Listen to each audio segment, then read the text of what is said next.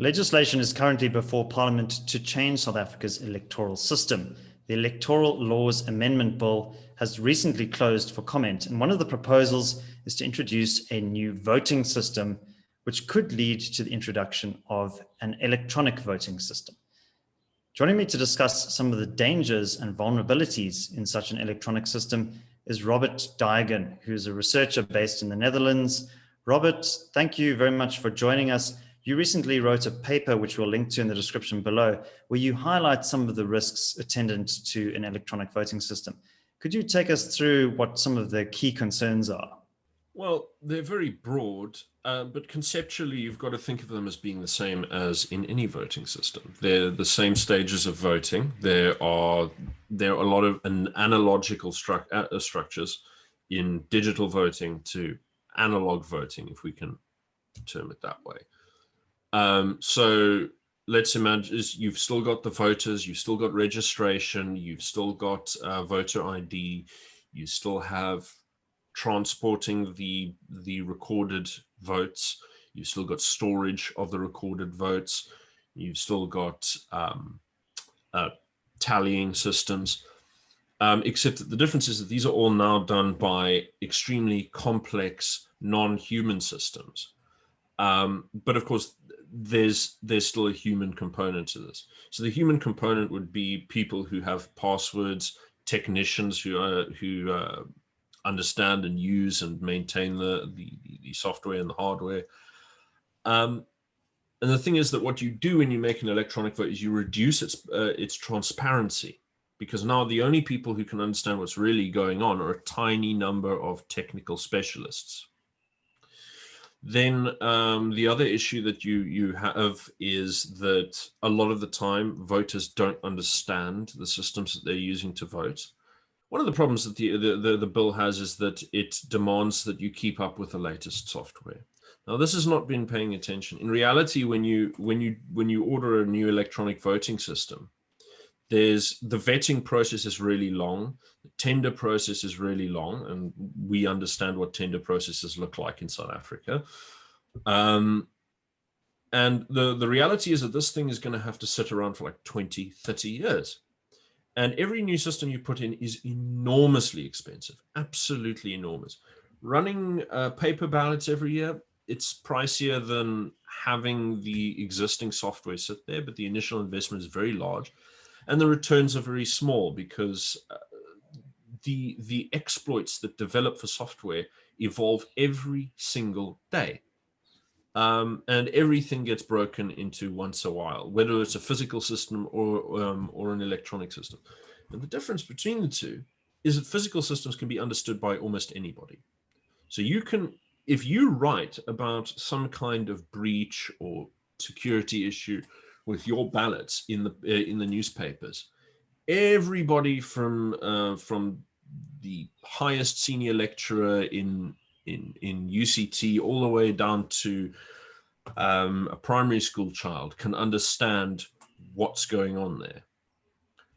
But if you write about some kind of breach, some kind of glitch, some kind of funny feature in an electronic voting system, who knows? There's so much room for doubt and so much room for interpretation by people who are not technically expert. And I mean, even I have the limits of my knowledge. I didn't exactly dig through the American elections recently with a fine-tooth comb, but there's several red flags there. I mean, pausing voting, glitches that flip tallies one way or the other.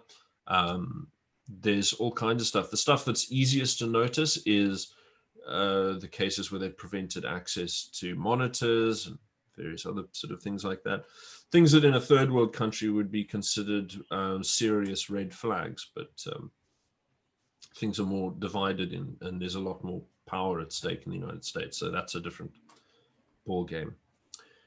Historically, there have been very many electronic voting systems that have been tried, and even in the best, most technologically advanced countries, whether you're talking about Estonia or Switzerland, there have been deep systemic issues. There have been flaws and exploits that have become known to the public. And part of the problem is that even if you're using the most cutting edge software, hardware, what have you, there are flaws that persist regardless. And one of them is that you're going to have technicians who log into the system to monitor it and so on. And they can often be extremely sloppy, even in very, very tightly run, pernickety little European countries like Switzerland or Estonia. Estonia famously leaked webcam footage of people working on the mainframe with passwords sticking to the wall. The Swiss, they've had to change the electronic voting systems in a couple of cantons because they've shown to be flawed. And of course, the problem with these flaws is you never know whether it's technical issues or deliberate malicious attacks. The other thing is, what kind of attack is it? Not all attacks are about changing the vote. Some of it's about reducing electoral credibility. How much credibility has the United States now lost by virtue of the fact that its counting systems have shown irregularities?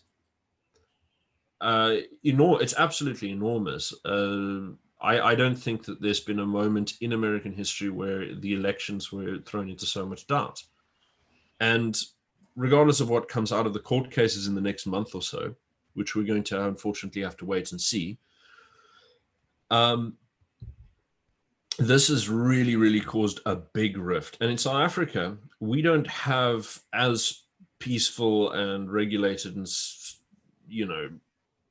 sorted out country as the United States, as flawed as they are.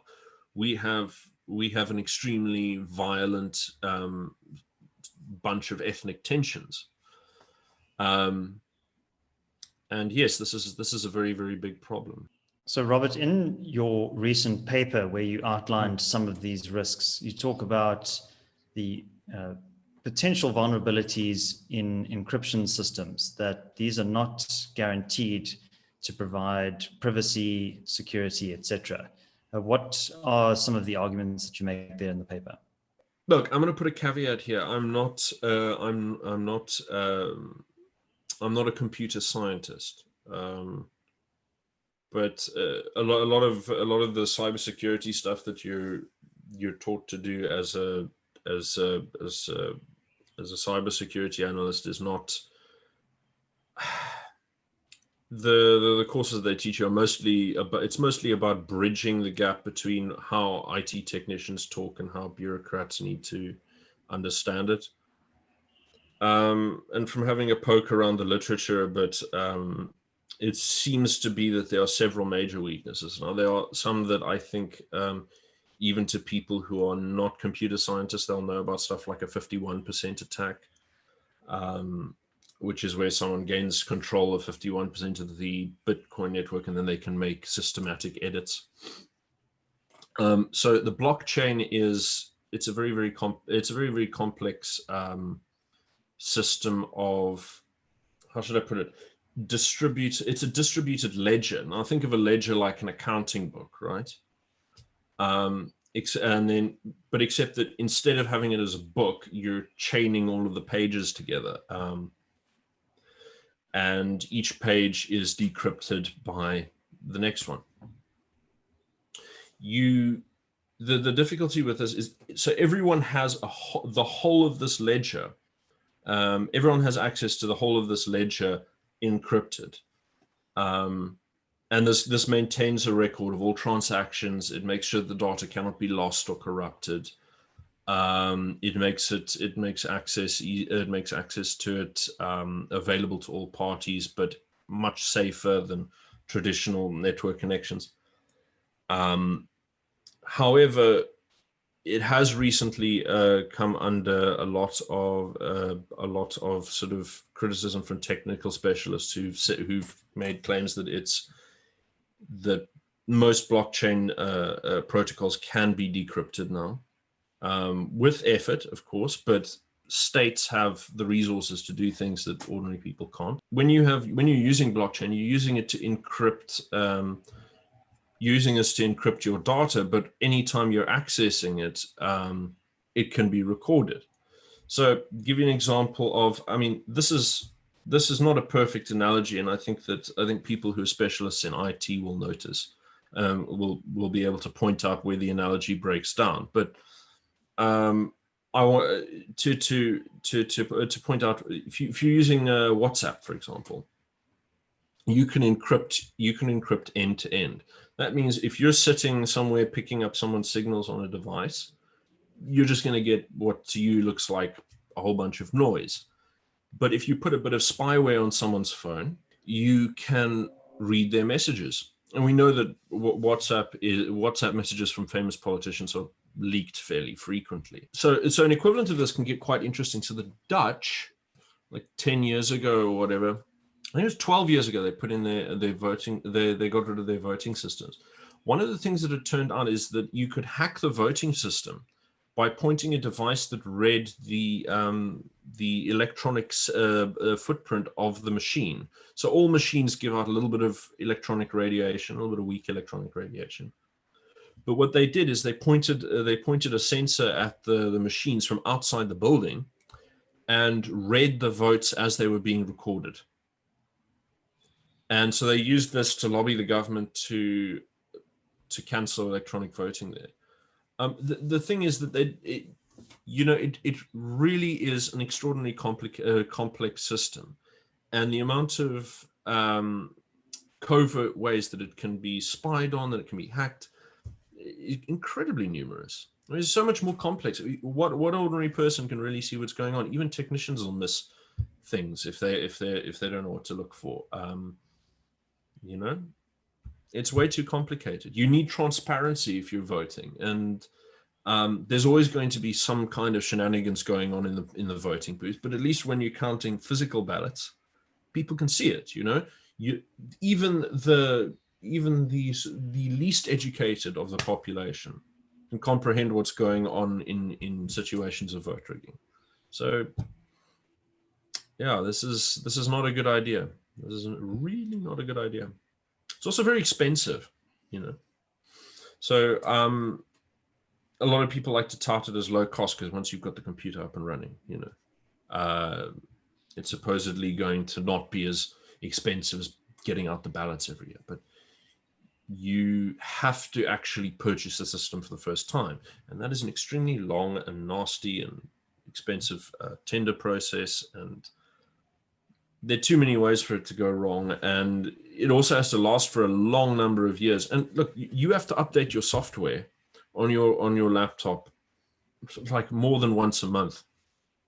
There's updates for Norton does a little update for you. Let's say you're using Norton antivirus or even heaven forfend McAfee, and it's going to be running updates constantly. Like, what are the new threats? What are the new what are all the identities with the little files that you download, which are safe or not safe or whatever? For electronic voting systems, similar things apply.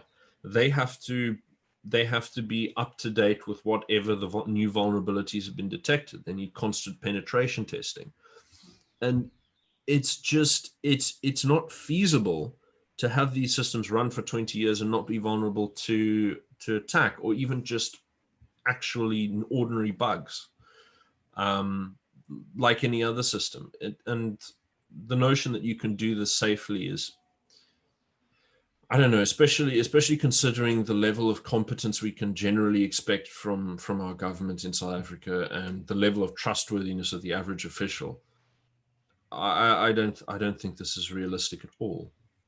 All right, Robert. Well, thank you very much. I think this has been an important conversation just to highlight some of the risks in electronic voting. It's not a panacea for a good outcome in an election.